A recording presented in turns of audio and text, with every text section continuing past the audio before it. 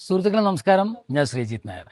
നിങ്ങൾ സാമ്പത്തികമായി കടബാധ്യതയുള്ളൊരു വ്യക്തിയാണെന്നുണ്ടെങ്കിൽ തീർച്ചയായിട്ടും ഈ വീഡിയോ നിങ്ങളൊന്ന് മുഴുവനായിട്ട് കാണാൻ ശ്രദ്ധിക്കണം.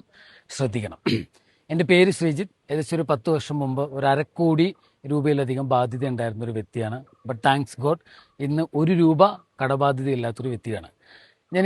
എൻ്റെ ഒരു പേഴ്സണൽ ലൈഫിലുണ്ടായ ഒരു ചെറിയ ഒരു ട്വിസ്റ്റ് അല്ലെങ്കിൽ ചെറിയൊരു തോട്ടാണ് എന്നെ ഭയങ്കരമായിട്ട് ഈ ഒരു ട്രാൻസ്ഫോമിലേക്ക് എന്നെ സഹായിച്ചിട്ടുള്ളത്. മറ്റൊന്നുമല്ല, നമുക്ക് 1,00,000 രൂപ കടമുണ്ടെങ്കിൽ അതിൻ്റെ അർത്ഥം 1,00,000 രൂപ സമ്പാദിക്കാനുള്ള കഴിവും നമുക്കുണ്ട്. അതുകൊണ്ടാണല്ലോ നമുക്ക് ആളുകൾ കടം തരുന്നത്. നമുക്ക് 10,00,000 രൂപ കടമുണ്ടെങ്കിൽ അതിൻ്റെ അർത്ഥം 10,00,000 രൂപ നമുക്ക് സമ്പാദിക്കാനുള്ള കടമുണ്ട്.